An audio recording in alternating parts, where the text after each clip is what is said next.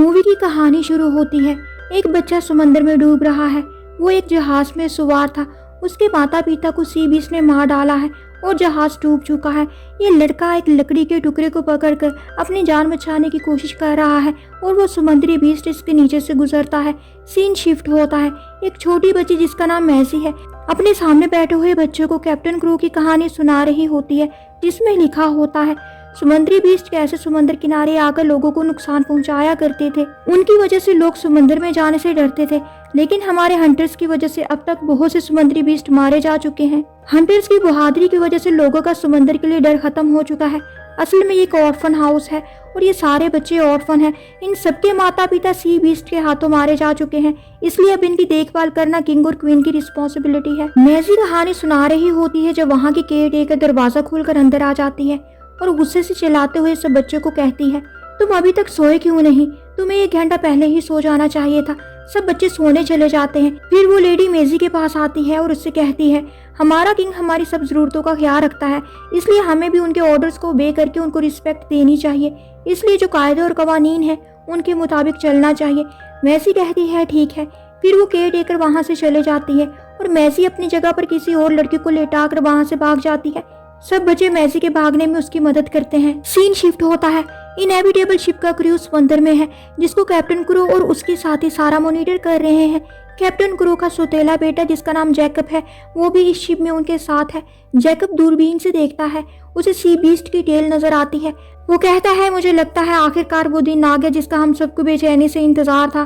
फिर वो captain crew को जाकर बताता है कि बीस्ट नजर आ चुका है। कैप्टन क्रू सब प्लानिंग के साथ तैयार है। उसकी एक आंख आज से 30 साल पहले समुद्री बीस्ट को पकड़ते हुए एक्सपायर हो गई थी। अब वो समुद्री बीस्ट को पकड़कर अपना बदला उतारना चाहता है। सब बीस्ट पर हमला करने के लिए ही तैयार है। जब इनको पता चलता है कि उनके आसपास एक और जहाज है जो मुश्किल में है, अगर इसकी मदद ना की गई तो सी बीस्ट उनको मार डालेगा। जैकब भी दूरबीन से देखता है और कहता है, ये जिम निकलबोन्स का शिप है, हमें उसकी मदद करनी चाहिए। जब भी कैप्टन क्रू मना कर देता है, वो कहता है, मैंने 30 साल इंतजार किया है और आज 30 साल के इंतजार के बाद ये दिन आया है जब मैं अपना बदला उतार सकूं। मैं इस वक्त को ज़ाया नहीं करूंगा। लेकिन जैकब उसे कहता है, अगर हमने जिम की मदद ना की तो ये हमारे उसूलों के खिलाफ होगा, क्योंकि हम सब हंटर्स की जिम्मेदारी है कि हम एक दूसरे को मुश्किल के वक्त में मदद करें। कैप्टन क्रू मान जाता है। वो शिप को मोड़ने का ऑर्डर देता है। वो जैसे ही जिम के शिप के पास पहुंचते हैं तो बीस्ट अब जिम के शिप को छोड़कर इनके शिप पर हमला करने लगता है। जैकब, कैप्टन क्रू बहुत बहादुरी से बीस्ट का मुकाबला करते हैं। बीस्ट शिप को अपनी लपेट में ले लेता है और सब इसको काटना शुरू कर देते हैं। जैकब अपने स्पेयर से बीस्ट पर हमला करता है। फिर वो बीस्ट के ऊपर चढ़ जाता है।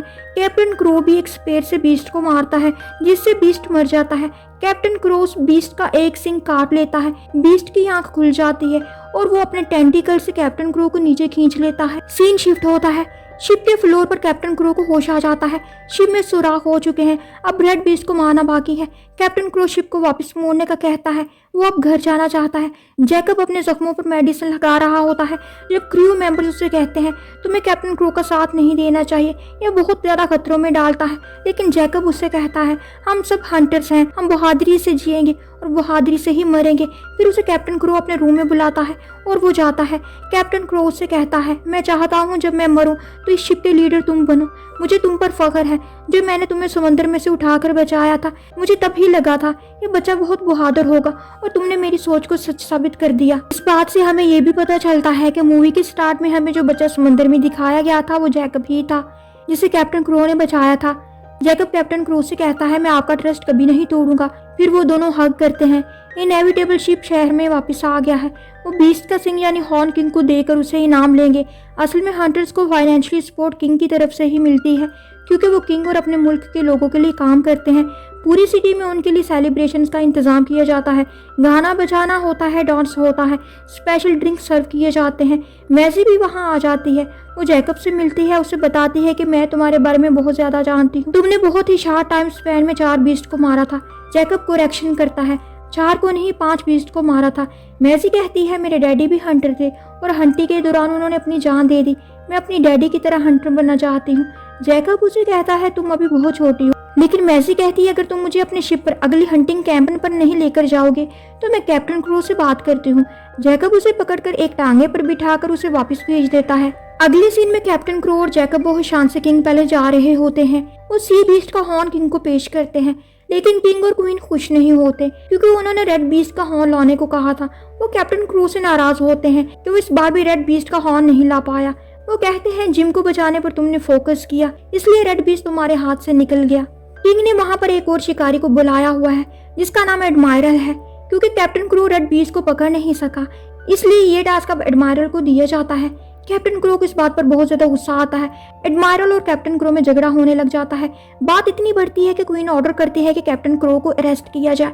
जैकब बीच में आकर रिकंसाइल करवाने की कोशिश करता है और वो किंग और क्वीन से कहता है हमें आखिरी मौका दे, अगर इस बार भी हम कामयाब ना हो तो हम हमेशा के लिए शिकार छोड़ देंगे।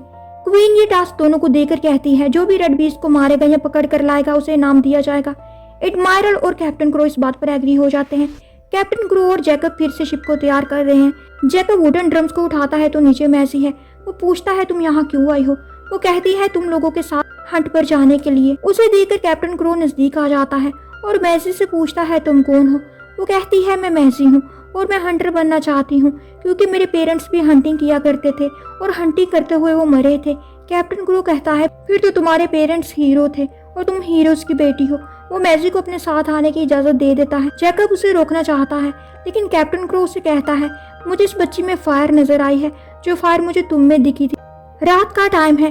कैप्टन क्रो और जैकब खड़े बातें कर रहे होते हैं जबकि बाकी का सारा क्रू सो रहा है। अचानक से परिंदे हवा में उड़ने लगते हैं और जोरदार आवाज से शिप कांपने लगता है। मैजी अपने कैबिन में बैठी बुक रीड कर रही होती है। जोरदार आवाज और फिर शिप के हिलने से डर जाती है। वो जैकब के पास आकर पूछती है ये क्या हो रहा है? जैकब उसे उठाकर रूम में ले आता है और कहता है तुम यही रहो, बाहर सब हमला करने की तैयारी कर चुके हैं। फायर करके रेड बीस्ट को मारने की कोशिश की जा रही है। रेड बीस्ट भी शिप पर हमला कर देता है। शिप पर ज्यादा लोड होने की वजह से शिप डूबने लगता है।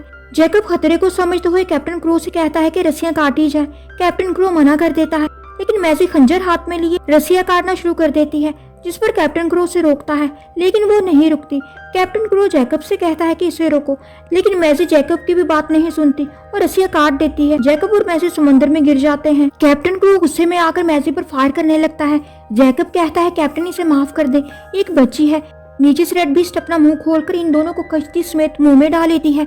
अब जैकब और मैसी दोनों रेड बीस्ट के मुंह में हैं। जैकब एक लालटेन जला लेता है।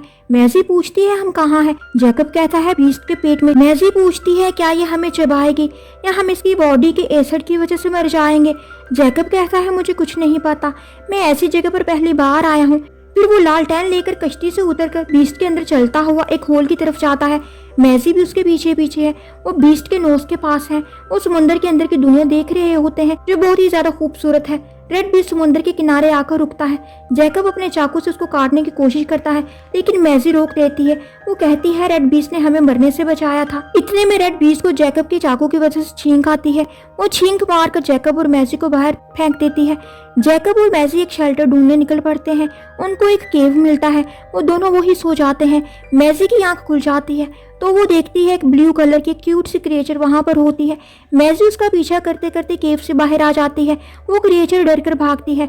मैसी उसे एक फल खाने को देती है। वो इसे पकड़कर खा लेती है। फिर मैसी की उससे दोस्ती हो जाती है। इतनी देर में जैकब भी मैसी के पीछे आ जाता है और उसके हाथ से उस क्रिएचर को पकड़कर दूर फेंक देता है। वो जैसे ही वापस जाने लगते हैं उनके पाँव किसी जानवर के अंडों पर पड़ते हैं जिससे अंडे टूटने लगते हैं। इन अंडों में से येलो रंग की फिश टाइप क्रिएचर बाहर निकलती है। सारे अंडे एक एक करके टूट जाते हैं और सारे बच्चे बाहर निकलकर जैकब और मैसी से चिपक जाते हैं। इतने में उन बच्चों की माँ भी एक साइड से आ जाती है। वो जैकब पर हमला करने लगती है। वो दोनों सब बच्चों को खुद से दूर करके समुद्र की तरफ भागते हैं और कश्ती पर बैठकर दूर जाने लगते हैं। एक बहुत बड़ा समुद्री केकड़ा इन पर हमला कर देता है। जल्दी से वहाँ पर रेड बीस्ट भी आ जाती है। वो केकड़े से फाइट करती है और मैसी और जैकब को बचा लेती है। अब मैसी और जैकब को रम पेपर आइसलैंड जाना है। मैसी कहती है क्यों ना हम रेड बीस्ट से कहें कि वो हमें रम पेपर आइसलैंड ले चले, जिस पर जैकब उसे कहता है मुझे लगता है तुम पागल हो चुकी हो, भला एक बीस्ट हमारी हेल्प क्यों करेगा? जबकि मैसी कहती है रेड ने हमारी जान बचाई। जैकब रेड से कहता है हमें रम पेपर आइसलैंड जाना है, क्या हमें लेकर जाओगी? लेकिन वो नहीं समझती। फिर मैसी उसे प्यार से बात करती है तो वो समझ आती है और इन दोनों को लेकर चल पड़ती है। अब जैकब को भी फील हो रहा है जैसे रेड बीस्ट ना हो। दूसरी तरफ कैप्टन क्रू की शिप में पानी भर चुका है। सारा उसे कहती है हमें वापस चलना चाहिए वरना पानी भरने की वजह से शिप डूब जाएगा और हम सब मर जाएंगे। लेकिन कैप्टन क्रू कहता है हम वापस नहीं जाएंगे बल्कि मुकेश आइसलैंड जाएंगे। सारा उसे वहां जाने से मना करती है और कहती है हम हंटर्स हैं, हमें वहां जाना अलाउड नहीं। लेकिन कैप्टन क्रू कहता है मैं वहां ज़रूर जाऊंगा चाहे जो मर्जी हो जाए। इधर जैकब और मैजी अपने रास्ते पर आबाद वहाँ है। जैकब मैप देख कर रेड से कहता है हमें इस डायरेक्शन को जाना है। वो बहुत कोशिश करता है लेकिन रेड नहीं समझ पाती। फिर वो मैजी से कहता है रेड को डायरेक्शन चेंज करने का बोलो। मैजी इशारों से रेड को समझाती है कि हमें इस साइड को जाना है। रेड उसी डायरेक्शन में जाने लगती है। मैजी एक एक करके सारे स्पेयर्स रेड की बॉडी से निकाल देती है। फिर वो रम पेपर आइसलैंड पहुंच जाते हैं। मैजी कहती है मेरा इस दुनिया में कोई नहीं और तुम्हारा भी कोई नहीं, तो क्यों ना हम यहाँ पर एक फैमिली बनकर एक दूसरे के साथ रहें। जैकब उसकी बात सुनकर सोच में गुम हो जाता है। इधर कैप्टन क्रू मुकेश आइसलैंड पहुंच जाता है। वहां से वो ऐसा पॉइजन लाता है जिससे बड़े से बड़ा बीस्ट भी मर सकता है। लेकिन बदले में वो जादूगर कैप्टन क्रू से कहता है तुमसे तुम्हारी सारी खुशियां ले ली जाएंगी। कैप्टन क्रू के सर पर सिर्फ रेड बीस्ट को मारने का भूत सवार है, इसलिए वो ये शर्त मंजूर कर लेता है और वो जहर लेकर शिप में वापस आ जाता है। दूसरे सीन में जैकब और मैजी रेड को थैंक्स बोलते हैं। जैकब रेड से वादा करता है कि आज के बाद कोई रेड बीस्ट को शिकार नहीं करेगा और ये कहकर वो एक स्पेयर तोड़ने लगता है लेकिन वो नहीं टूटता। मैजी रेड को गुड बाय बोलकर वापस जाने को बोलती है लेकिन रेड झाड़ियों में से होते हुए देखती है एक शिप खड़ा है जिस पर एडमायरर रेड बीस्ट का शिकार करने के लिए तैयार खड़ा है। रेड बीस्ट उस पर हमला करने के लिए आगे बढ़ता है और शिप को तबाह कर देता है। वो इस फाइट में गलती से मैजी को भी इंजर कर देता है। जैकब को उस पर गुस्सा आता है क्योंकि मैजी और जैकब ने रेड को बहुत ज्यादा रोका था लेकिन फिर भी उसने एडमायरर की शिप पर अटैक कर दिया।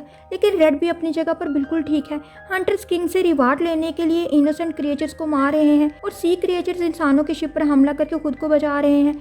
इतने में कैप्टन क्रू का शिप भी वहां पर आ जाता है। रेड उन पर हमला करने जाती है तो वो एक स्पेयर में उस पॉइजन को डालकर जो कैप्टन क्रू ने जादूगर से लिया था रेड पर चला देता है। रेड बेहोश हो जाती है। वो हंटर्स रेड को लेकर किंग के पास जाते हैं। वहां पर बहुत ज्यादा लोगों का क्राउड है। सब लोग कैप्टन क्रू पुकार रहे होते हैं। रेड बीस्ट को देखकर सभी शॉक्ड हैं। उन्होंने इससे पहले कभी इतनी बड़ी क्रिएचर नहीं देखी।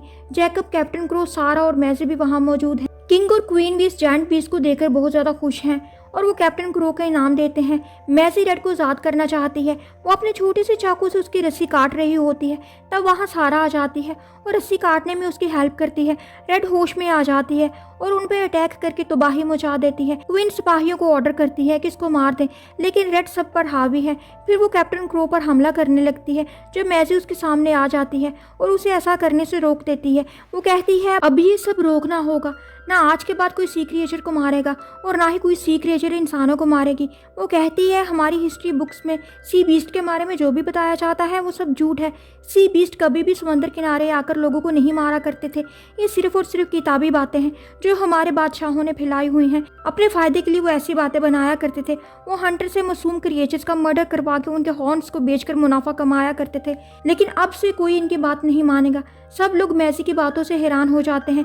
लोग आवाजें लगाते हैं रेड बीस्ट को जाने दिया जाए। किंग और क्वीन सिपाहियों को ऑर्डर देते हैं कि मैजी को अरेस्ट किया जाए। क्वीन के सिपाही भी मैजी की बातों से एग्री करते हैं। फिर जैकब एक स्पेयर उठाकर कहता है नो मोर बीस्ट हंटिंग और स्पेयर अपनी टांग पर मारकर तोड़ देता है। अब की बार स्पेयर टूट जाता है। रेड बीस्ट वापस चला जाता है। उसके साथ जैकब और मैजी भी हैं। कैप्टन क्रू खाली हाथ रह जाता है और यहाँ पे मूवी का एंड हो जाता है।